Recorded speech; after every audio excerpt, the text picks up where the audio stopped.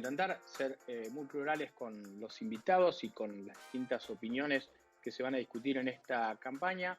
A las 18 horas 31 minutos saludo a Leandro Santoro, quien hoy es diputado de la Ciudad Autónoma de la Ciudad de Buenos Aires, pero que encabeza la lista de diputados nacionales por el Frente de Todos en la Ciudad de Buenos Aires. Leandro, buenas tardes. Pablo de León saluda aquí en Las Cosas Como Soy en Radio con vos. ¿Cómo va? ¿Qué tal, Pablo? Buen día. Muy buenas tardes. Gracias por llamarme. No, gracias a vos por atendernos un sábado. ¿Cómo estás? Bien, muy bien. Perfecto. Bueno, voy a hacer algo con todos los candidatos, así que te pregunto porque hay mucha gente que te conoce, te ve en los medios y eso, pero hay gente que no te conoce. Digo, Claro. ¿cuántos años tenés?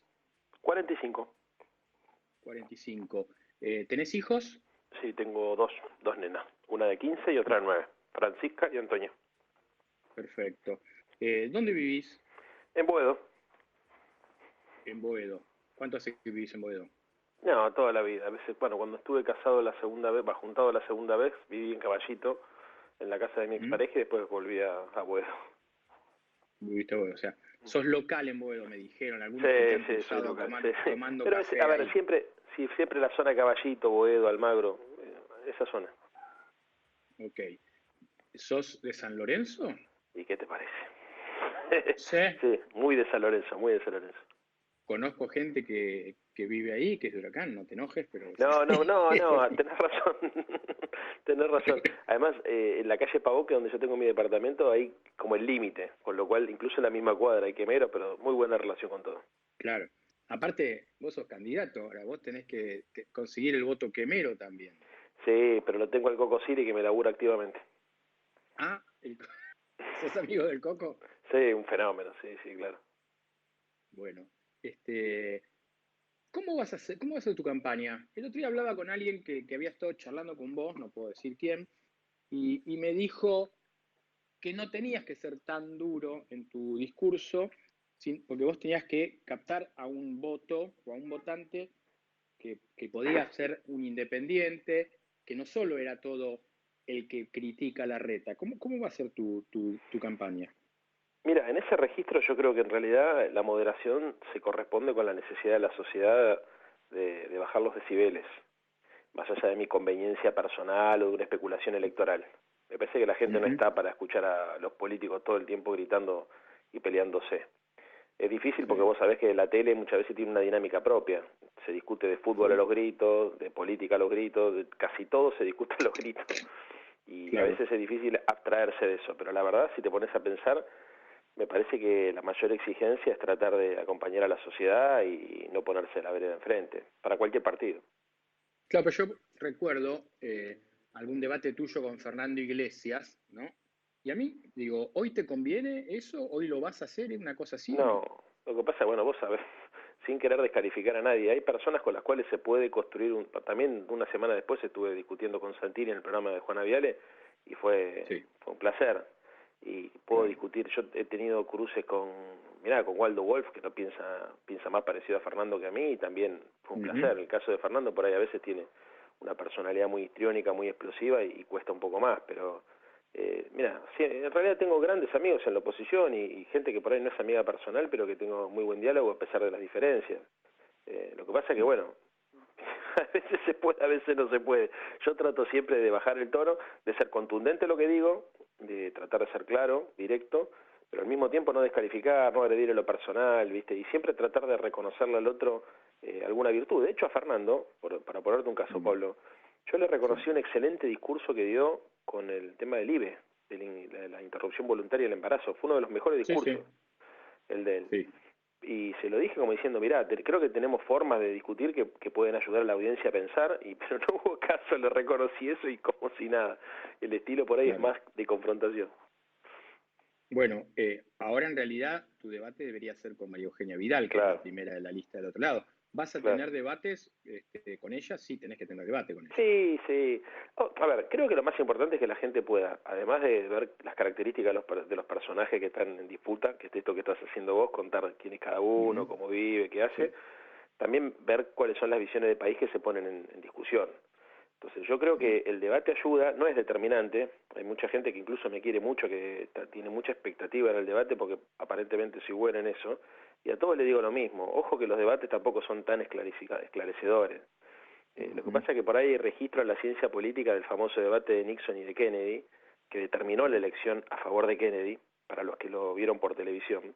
Y entonces hay como en la ciencia política, viste, un mito de que el debate puede cambiar el curso de un acontecimiento. Pero yo en términos personales no lo creo así. No creo que un acontecimiento cambie el rumbo de la historia, digamos. Lo que puede suceder es puede afianzar una posición o puede debilitarla, pero no hay un hecho particular que modifique los resultados. Bien, yo decía al principio que era equivocada el análisis de que Alberto Fernández había puesto a los dos primeros candidatos, o sea, a Tolosa Paz primero en la lista de la provincia y a vos primero en la lista de la provincia de la Ciudad de Buenos Aires, porque vos no estás ahí por ser un hombre de Alberto, sino que vos también tenés una relación política activa con Cristina y con Máximo Kirchner. ¿Estoy en lo cierto? ¿Estoy Sí. equivocado? No, estás en lo cierto. Uh-huh. O sea, no sos el candidato de Alberto, sino sos candidato de la unión de Alberto y de Cristina, que en realidad que sería la fórmula y de Sergio también, porque tengo una gran relación con Sergio Massa. De hecho, tuvo palabras cuando fue la presentación de la candidatura muy elogiosas conmigo, se refirió a mí como un amigo personal. Yo siempre trato de construir vínculos humanos con las personas con las cuales hago política. A veces se puede, a veces no se puede, pero tanto con Cristina como con Sergio, como con el presidente los tengo. Lo que pasa es que con el presidente tengo una relación por ahí más intensa que con los otros dos en lo personal porque lo conozco hace 10 años. Y bueno, nada, eso digamos, sin duda pesa. Pero creo que tanto el caso de Victoria como el mío representan el equilibrio de las distintas fuerzas que integran el Frente de Todos. Leandro, ¿cómo estás? Buenas tardes. Natalia Donato te saluda. ¿Qué tal, Natalia? Bien, ¿qué lugar va a tener la economía en la campaña? O sea, ¿cuál va a ser el eje, si querés, de la campaña como primera pregunta? ¿Y qué rol va a tener la economía, teniendo en cuenta que, bueno, los números no son positivos? Claro. Entonces se puede tomar, lo pueden capitalizar o no, depende de dónde lo mires, ¿no? Entonces, quería saber ustedes puntualmente si le van a dar, o si crees que la economía va a tener en general en el debate de los candidatos un rol preponderante o no tanto. Sí, Natalia, creo que sí. Creo que la discusión es cómo salimos de la pandemia. La discusión es si continuamos por el rumbo que marcamos al principio de la gestión o si retrocedemos. Yo creo que la sociedad sabe que a los 2 meses y medio de asumir una pandemia paralizó la economía, como dice Tombolini, sufrió un shock, un paro cardíaco, y eso complicó muchísimo las cosas, pero también es cierto, y creo que también la sociedad percibe que hubo un gobierno que trató de cuidar a la gente, a las empresas y a la economía en general, haciendo un esfuerzo fiscal enorme y teniendo un papel muy importante que tal vez con otro gobierno, otro signo ideológico no hubiese tenido. Para ponerte un caso, yo no sé qué hubiese pasado si no gobernaba Alberto Fernández con las tarifas, si se hubiesen congelado como se congelaron. Yo no sé qué hubiese pasado, por ejemplo, con los créditos a las pymes, a tasa cero, a los autónomos, a los monotributistas, si no hubiese estado este proyecto. Y creo que la gente sabe que los compromisos de campaña que nosotros asumimos se tienen que reafirmar porque la línea es la que marcamos y que trabajamos todo lo que pudimos en esa dirección, porque apenas llegamos bajamos la tasa de interés, dimos los medicamentos gratis que nos habíamos comprometido, tratamos de implementar un plan de asistencia contra el hambre. Pero te pongo el caso de la tasa de interés. Nunca se nos ocurrió a nosotros que la orientación del crédito iba a estar dada hacia el sostenimiento de la economía. Se nos ocurrió que era hacia la expansión de la economía. Pero se derrumba todo y los pocos recursos que teníamos a tratar de que se pierda la menor cantidad de puestos de trabajo posible. Y bueno, claro, yo y creo si que enfrente ese es el debate. a Juntos por el Cambio, ahí tienen algo, digamos, desde ese punto de vista la tienen más fácil, si querés. Ahora, sí. También es verdad que el año pasado cerró un 2020 producto de la pandemia con una inflación más baja que la que había dejado Macri, pero este año se está yendo a 50%. Entonces también eso, más allá de las paritarias mejores que están avalando, y que, digamos, si bien el gobierno no lo avala, pero sí, en realidad sí, porque quiere que haya una recuperación. Entonces, también hay factores que a la gente, el desempleo, la pobreza, también hay cuestiones negativas. ¿Cómo van digamos, a tratar de suavizar todas estas cosas, ¿no? Diciendo la verdad, porque la verdad es que la economía argentina tiene dos problemas que son contradictorios, que es la inflación y la recesión. O sea, vos el instrumental heterodoxo que tenés para tratar de estabilizar los precios te complica la reactivación, mejor dicho, el instrumental ortodoxo que tenés para tratar de estabilizar los precios te complica el crecimiento económico, y el instrumental heterodoxo que va orientado hacia la reactivación de la economía te recalienta la inflación. Y bueno, obviamente, si hablas de inflación, también hablas de la presión del sector externo y de la bimonetarización de la economía y de la importancia de los dólares. Y ahí saber que le damos una deuda externa de 100.000 millones de dólares no es menor. Sin embargo, me parece que los primeros pasos que este gobierno dio fueron en el sentido de tranquilizar la economía, de normalizarla con la renegociación de la deuda. Pero vos pensás que nosotros tenemos que tranquilizar la economía y al mismo tiempo encenderla. O sea, yo creo que la gente si cuando se adentra un poco más en estos temas comprende la complejidad, porque algunos te dicen eliminen el gasto o reduzcan el gasto público, pero si hoy generás una reducción violenta del gasto público, lo que te genera es una depresión económica, no una recesión, se te derrumba la recuperación. Otros te dicen, no, inyéctenle más dinero a la economía porque necesitamos acelerar. Bueno, pero si te zarpás en eso, eso termina impactando también en el tipo de cambio y eso termina impactando después en la inflación. Entonces el equilibrio es muy finito, porque el margen de acción es muy finito, porque estos dos problemas no pasan en el mundo. En el mundo vos tenés o inflación o recesión. Acá tenés esta inflación y esto arranca en el 2018, en mayo del 2018 arranca la recesión y después ese proceso inflacionario que es 2018 44% y 2019 casi 54% de inflación. No es joda. Bien, estamos hablando con Leandro Santoro, candidato a diputado nacional del Frente de Todos en la Ciudad de Buenos Aires. Te quiero preguntar sobre dos temas que se están hablando hoy del gobierno. El primero, ¿cómo viste lo de la salida de Agustín Rossi de Defensa? Que se fue diciendo más o menos que se había enterado por televisión, después dijo que no, pero había sido así, y se fue teniendo una diferencia sobre si era candidato o no en Santa Fe. ¿Cómo lo viste? Mira, te voy a dar una definición clara sobre esto, a pesar de que no conozco mucho el conflicto, porque te imaginas que con el lío que yo tenía en Capital Federal, lo peor que podía hacer era meterme en la interna de Santa Fe. Pero en general yo, digamos, todo lo que hace el Chivo Rossi estoy de acuerdo. Me parece que es uno de los tipos más serios que tiene nuestro proyecto, es un cuadro, es un tipo honesto, íntegro, tiene sentido común. Así que, viste, son de esas personas que voy a decir, che, hay un conflicto y está el Chivo Rossi, ¿de qué lado estás? A priori siempre estoy del Chivo Rossi. Y no me pasa con tanta gente. Por ejemplo, me pasa con Arroyo, viste, que hubo un quilombo la vez pasada en el ministerio de él, una discusión por un sobreprecio, qué sé yo, y había sido corrupción. Yo por Arroyo pongo las manos en el fuego porque sé que es un tipo honesto y no va a tocar un peso que no le corresponde. Bueno, por el Chivo también, y además me parece que es un tipo racional. Es un constructor de consensos, es un hombre, yo la verdad lo quiero y lo admiro mucho, así que sin saber del todo qué es lo que... ¿Cómo? Lo han dejado solo acá. Bueno, yo no lo dejo solo.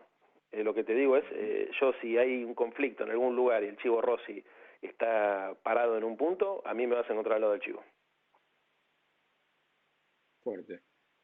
Y el otro tema que verdad, Pablo, o sea, sin saber de lo que estoy hablando, o sea, te quiero decir porque no quiero, yo tengo buena relación con el gobernador Perotti, o sea, también me parece un hombre razonable, no tengo relación, pero como confío tanto en Agustín, si él toma una decisión es porque es meditada, no es un impulsivo de la política, no es un irracional, es un hombre, bueno, vos lo conocés también, seguramente, por ahí no sé si dirías lo que estoy diciendo yo, pero sabés que lo que estoy diciendo es bastante aproximado a la realidad.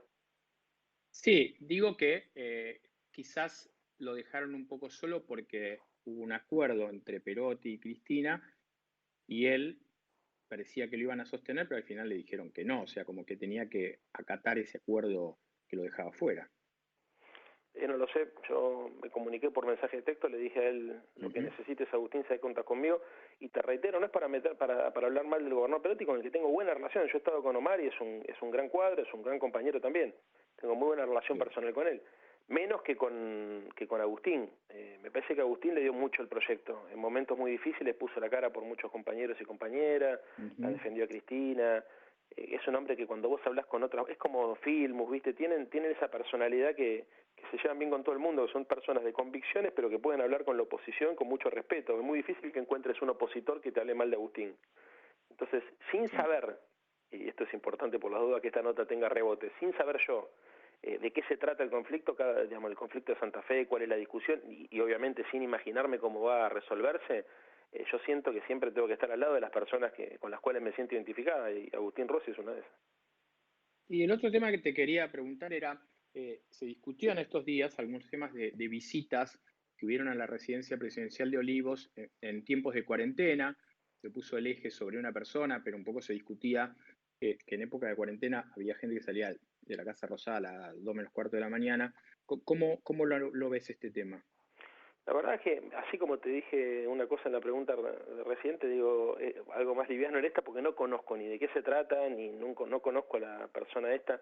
Escuché lo que dijo Vicky Tolosa Paz, que es una colaboradora de Fabiola, digamos, pero no tengo más información que esa, porque además viste que, no sé, creo que volvió hoy Alberto y no lo hablé tampoco con él.